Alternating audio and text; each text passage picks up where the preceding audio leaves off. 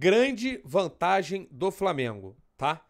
É uma grande vantagem, porque do outro lado tem um grande adversário. O Racing jogou uma partida muito competitiva no Maracanã, sim, de gente grande, partida madura, e o Flamengo foi igualmente maduro para fazer o resultado com paciência, com talento. O Flamengo teve várias virtudes no jogo de hoje. Vamos falar sobre isso aqui no vídeo. Deixa o like, se inscreve no canal, habilita aí a notificação. Estamos chegando para mais um vídeo aqui no canal. Cara, eu coloco sim como uma grande vantagem. Eu sei que muita gente às vezes espera que os times brasileiros saiam de campo com 2, 3 gols e que resolvam a parada em 90 minutos, mas isso não é sempre possível, ainda mais na Libertadores, ainda mais numa fase semifinal.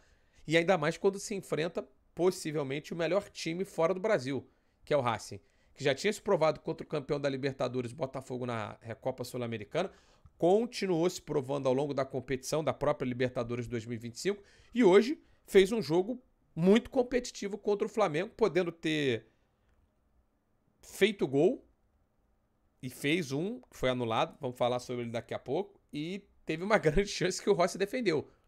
Obviamente o Flamengo foi o dono do jogo, foi o time que mais criou, o adversário ficou mais tempo no próprio campo, só que não foi uma partida de massacre e nem uma partida em que o Flamengo conseguiu incendiar o Maracanã com chances em profusão, em sequência. Então acho que esse resultado de 1-0 assim é uma grande vantagem. Obviamente o Carrascal acaba sendo o grande protagonista, não só pelo gol que fez, mas pelas ações ofensivas desde o começo do jogo. Já com 5 minutos ele estava pifando os companheiros, deixando os companheiros em ótima situação de finalização.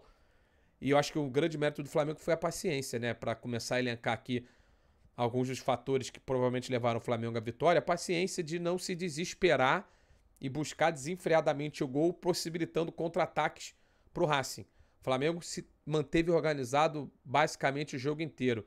E aí, mérito gigante para o Felipe Luiz, que é muito novo, mas é muito bom. 40 anos de idade, já é um dos grandes técnicos do futebol sul-americano. Na minha opinião, se a gente olhar aí mundo afora, é dos técnicos mais promissores que o futebol mundial revelou de um ano para cá. Até porque ele não é técnico, ou é técnico basicamente há um ano, né, de um time principal. E o Flamengo usou de algumas armas para sair do Maracanã com a vitória. E é curioso como até dentro do próprio jogo a dinâmica foi mudando, porque o Racing no primeiro tempo, acho que o primeiro tempo foi um primeiro tempo muito difícil para o Flamengo, muito equilibrado, em que o Racing teve uma chance maravilhosa e que o Rossi fez uma puta de uma defesa. O Flamengo também teve algumas boas oportunidades, né? Comecinho do jogo, outra bola com a Arrascaeta, enfim, uma chance com o Pedro que ele cria, porque o maluco é um gênio da grande área, né? A bola vai, sobe, ele dá um giro, dá um karatê nela e finaliza.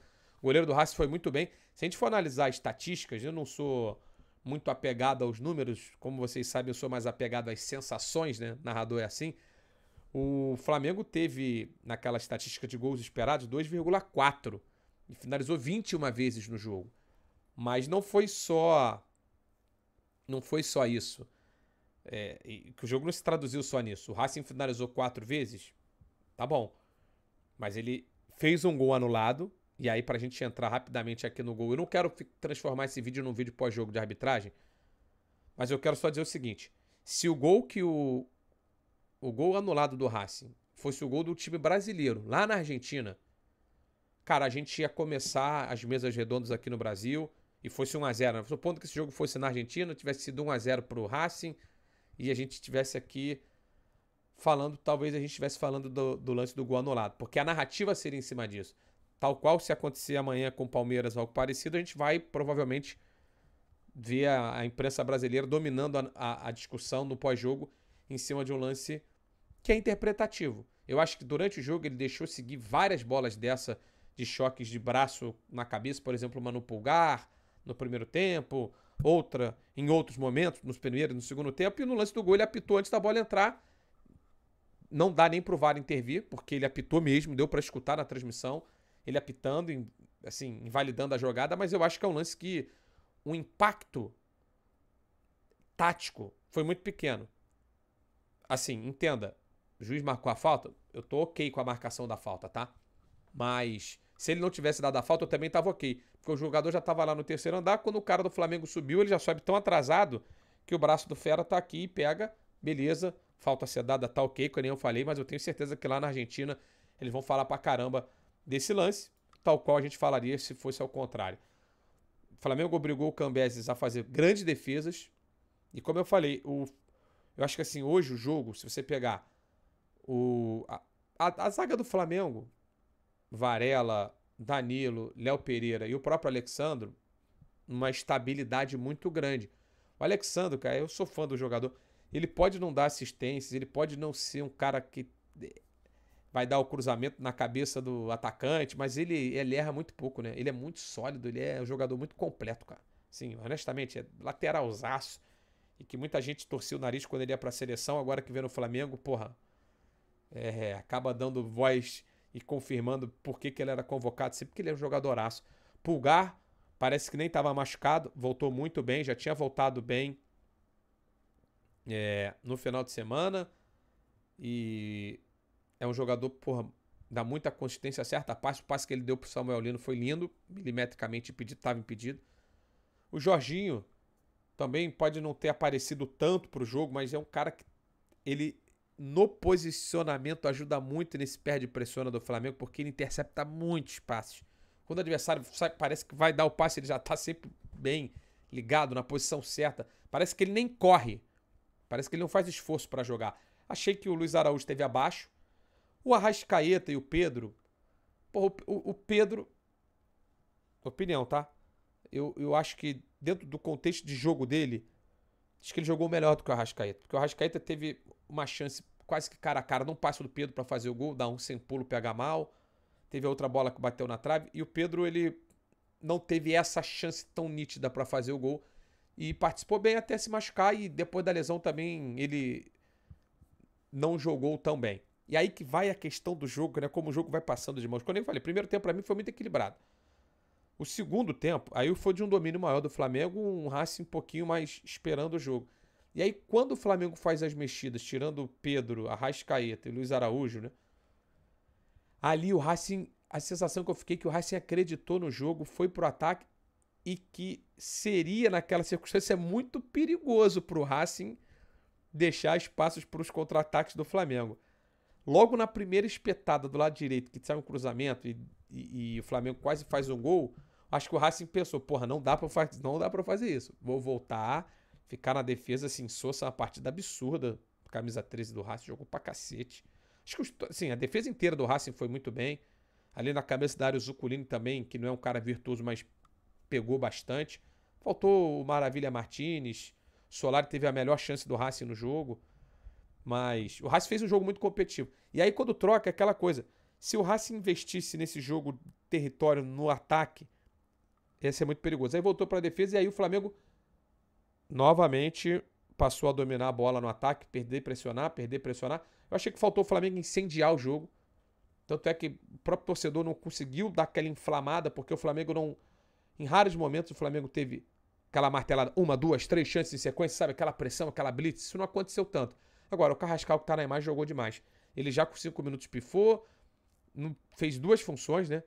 Então, ele começa caindo mais pela beirada, depois vai para jogar mais por dentro. Então, se você olhar o mapa de ação dele, tem bastante de destaque pelo lado esquerdo, mas depois da saída do Arrascaeta, ele vem pro meio e dá o passe pro Bruno Henrique. Acho que o Bruno Henrique, tecnicamente, está vivendo uma fase muito ruim. Um cara de estrela, um cara de história, é um cara de hierarquia, até no futebol sul-americano, os adversários sabem quem é o Bruno Henrique, mas ele perde um gol cara a cara, né? E ele tá jogando mal, mas tem muita força física, muita presença, e o Carrascal dá sorte também, que no rebote ele dá o passe, segue, erra o chute do rebote, ia muito para fora, mas levou sorte nessa bola que bateu e acabou entrando, dando, assim, uma vantagem grande, uma certa justiça ao placar. O futebol tem justiça quando a bola entra. Porque o Flamengo fez por merecer o resultado. Se a gente até analisar, eu acho que o Racing, por mais que tenha feito... Foram 18 faltas, né? 18 faltas do Racing e só 5 faltas do Flamengo. Eu não achei que o Racing veio aqui pra meter a porrada, pra não ter jogo, para fazer o antifutebol, como muitas vezes a gente viu adversários vindo no Maracanã fazer, e adversários argentinos, né? Fazendo em jogos decisivos de Libertadores. Acho que o Racing jogou. Ele deu aquela toreada no Flamengo, toreia o Flamengo pra cá, toreia o Flamengo pra lá, vai tentando administrar o jogo, hora estica uma bola, beleza, aí o cara cai, dá uma segurada, respira aqui, coisa que é normal do futebol, que qualquer time faz, visitante num jogo de mata-mata, mas foi uma partidaça, cara. Eu acho que quem esperava um Racing fraco, não viu o Racing jogando na temporada, e com o que a gente viu no Maracanã, dá pra esperar mesmo uma eliminatória bem aberta no cilindro na semana que vem. Lógico, a vantagem é boa, o Flamengo joga por um empate. O Flamengo tem mais qualidade individual. Eu acho que o jogo ele vai ser num perfil parecido com esse que a gente teve no Maracanã, porque o Flamengo deve fazer um jogo bem parecido com esse, só que o Racing, que imagino até vai se defender primeiramente para depois atacar, vai arriscar um pouco mais. Aqui no Maracanã, eles arriscaram pouco, mas eles não vão sair que nem loucos lá, porque se eles fizerem isso, eles vão perder o jogo rápido na segunda partida. Então, o panorama do jogo deve ser mantido, obviamente com essa diferença do Racing e progressivamente no decorrer da partida, dando micro passos para frente na tentativa de ser mais dominante territorialmente, na tentativa de se expor um pouquinho mais, porque o resultado de 0-0 não lhe serve. Foi uma partidaça e confronto Brasil e Argentina, cara. Libertadores da América, semifinal. Quem achava que o Flamengo ia resolver o jogo hoje, porra, desculpa, não conhece o que é uma semifinal de Libertadores da América. Quero saber a tua opinião, deixa o like, se inscreve no canal, comenta aí no vídeo. E amanhã vou fazer transmissão em formato web rádio lá na Cazé TV do jogo do Palmeiras. Então quem quiser acompanhar lá também amanhã, Palmeiras e LDU, já deixo o convite para vocês. E se eu tiver com disposição, energia, depois de narrar o jogo, aquela coisa toda, eu venho aqui para gravar um vídeo e falar também. Mas não vou prometer não. Beleza? Valeu, galera. Beijos.